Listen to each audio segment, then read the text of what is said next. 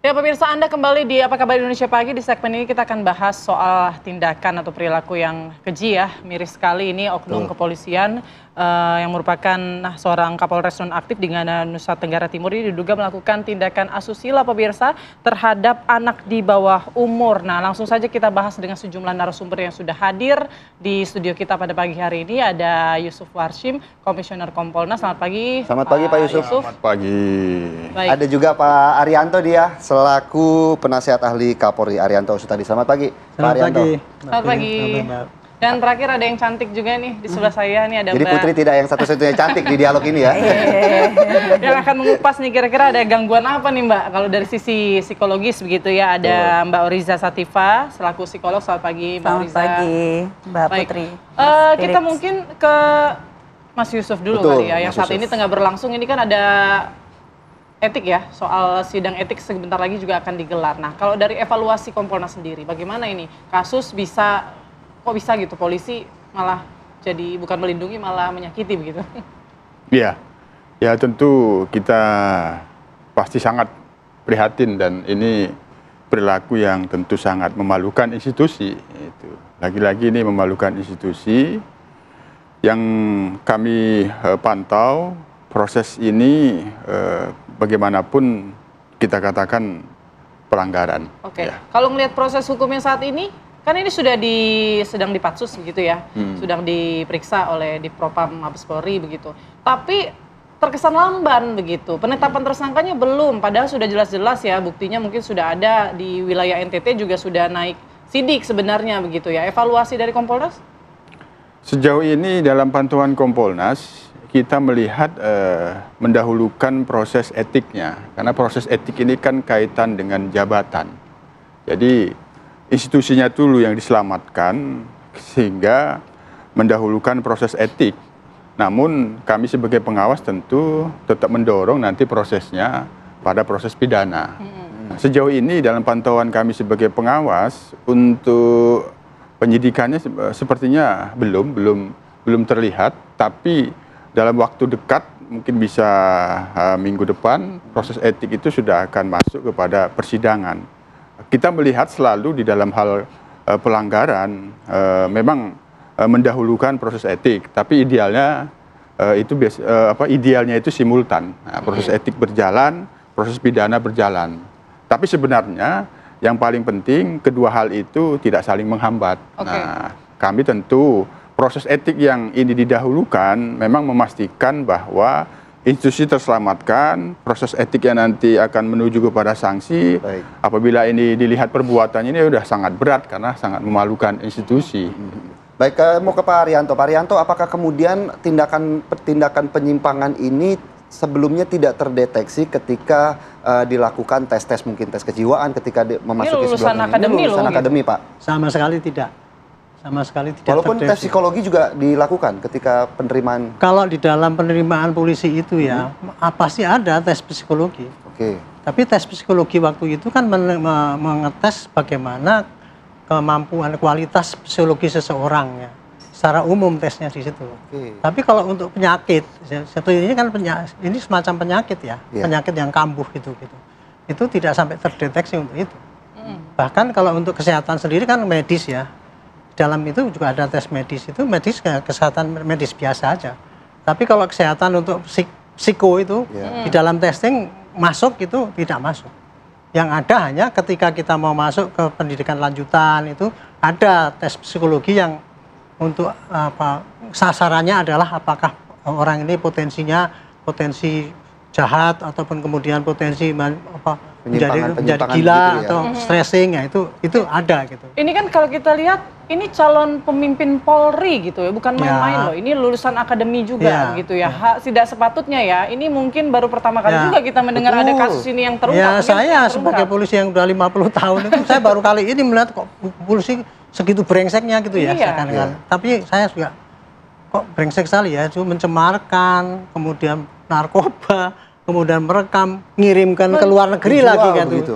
Ini kan jelas tindakan ini kan mencemarkan nama polisi. Dia pasti tahu kode etik itu yang paling utama itu adalah mencemarkan nama polisi itu dan akhirnya akan pasti bisa di PTDH. Kok bisa dilakukan itu lah. Makanya di sini menurut saya sih Ini perlu penelitian yang mendalam, apa latar belakang yang bisa orang itu kok bisa berbuat seperti itu. Apakah kemudian ini kan dilakukannya ketika masih aktif begitu ya, tindakan-tindakan ini? Apakah kemudian tidak ada fungsi pengawasan ketika itu, Pak Arianto? Kalau Atau fungsi seperti pengawasan setiap hari itu berjalan, Pak. Lapis-lapis polisi itu ya. Paling ringan tuh pengawasan disiplin tiap hari ya. Masuk kantor telat aja terus dia diawasi. Apalagi penindakan. Kemudian tindakan etik itu tindakan yang pantas apa tidak, yang mencemarkan nama atau mengharumkan nama itu masuk ke etik. Kalau kesatuan nggak benar itu maka Irwasum yang meriksa. Kemudian kalau terjadi pelanggaran Propam pasti turun. Dan kemudian terakhir kalau masuk pidana dia pasti akan kena pidana. Jadi kontrol itu sudah ada setiap hari. Oke, tapi kan untuk tes psikologisnya sendiri, tes psikologinya apakah hanya di penerimaan? Selama dia bekerja, selama dia aktif masih ada, juga? Selama secara periodik. Jadi biasanya kalau ada momen-momen tertentu ya, misalkan berapa tahun sekali, ataupun mau memasuki seleksi pendidikan yang naik jenjang, masuk PTIK, CSBIM, CESCO dan sebagainya itu pasti ada tes psikologi ulang. Atau pas masa pendidikan kita dulu waktu saya di CSBIM dulu pernah diperiksa tes psikologi, saya tanya Pak ini tujuannya apa? Untuk mengukur seberapa jauh ketahanan daripada orang-orang ini untuk potensi terganggu stressingnya Pak.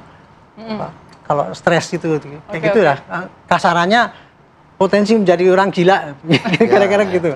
Potensi kayak gitu.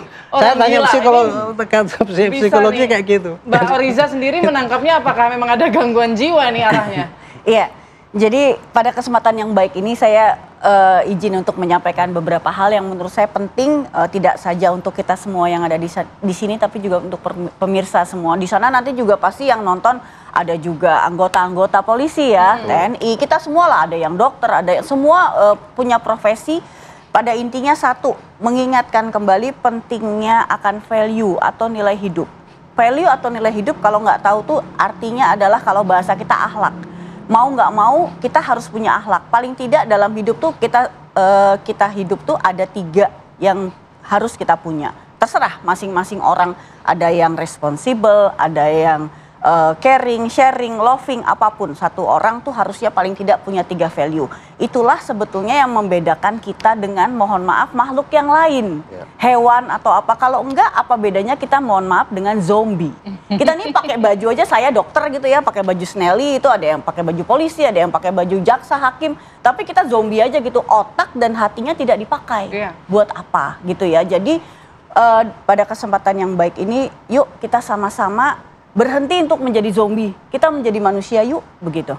Kalau kasus ini sendiri, ini kan pedofil ya, bisa dikatakan seperti itu. Jadi artinya menyambung tadi yang sudah disampaikan oleh bapak-bapak narasumber sebelumnya, setiap orang itu punya potensi untuk menyimpang, Mbak.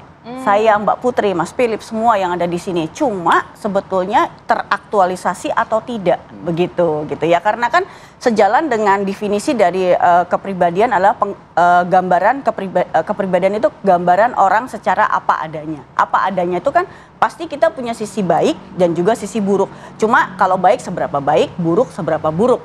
Kalau ada sisi buruk, bisa dong kita tutupi. Makanya kalau orang-orang yang berpolitik itu ada yang namanya pakar pencitraan. Tapi kan ini polisi gitu. Ya, menutupi. Jadi setidaknya kalau memang tidak bisa dihilangkan sifat-sifat buruk, ditutupilah gitu loh. Berarti ini malah jangan diumbar. Bisa mengakali tes psikolog yang tadi Pak Ari juga sudah jelaskan. Sebenarnya tes psikolog ini kan juga rutin dilakukan. Bisa untuk mengakali itu. Itu hal yang berbeda. Kalau psikologi yang kita sebut sebagai tes MMPI itu tidak bisa kita lakukan rekayasa sama sekali. Karena itu betul-betul mengorek kepribadian kita. Mohon maaf, kita ada tendensi psikopatik itu ketahuan gitu ya. Kita ada tendensi agresivitas, bahkan homoseksual sebenarnya kelihatan. Cuma mohon maaf saya tidak bisa menilai lebih lanjut apa sebenarnya bentuk termasuk penyimpangan seksual juga harusnya kelihatan terlihat, ya? Kelihatan. Itu kita psikolog dan psikiater itu melakukan itu, dan itu biasanya kalau dokter-dokter kan dilakukan itu kan gitu, dan caleg-caleg juga dilakukan MMPI itu yang 552 soal itu kayak gitu. Nah, jadi intinya menyambung lagi dari Bapak narasumber sebelumnya bahwa ada seleksi yang mungkin sudah terbaik yang bapak-bapak kepolisian lakukan, tetapi ada yuk yang namanya, kalau saya tuh lakukan sebagai konsultan di perusahaan gitu ya, swasta tuh, di perusahaan asing tuh mereka ada yang namanya konseling, mungkin ada juga, tetapi itu harus digiatkan kembali.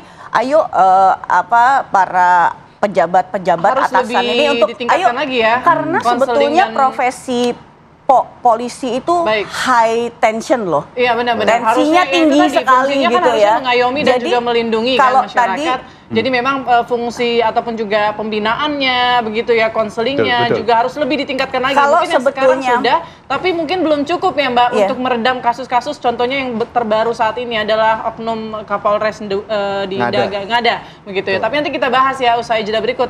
Mbak Oriza, sesaat lagi kita akan kembali. Tetap bersama kami di Apa Kabar Indonesia Pagi.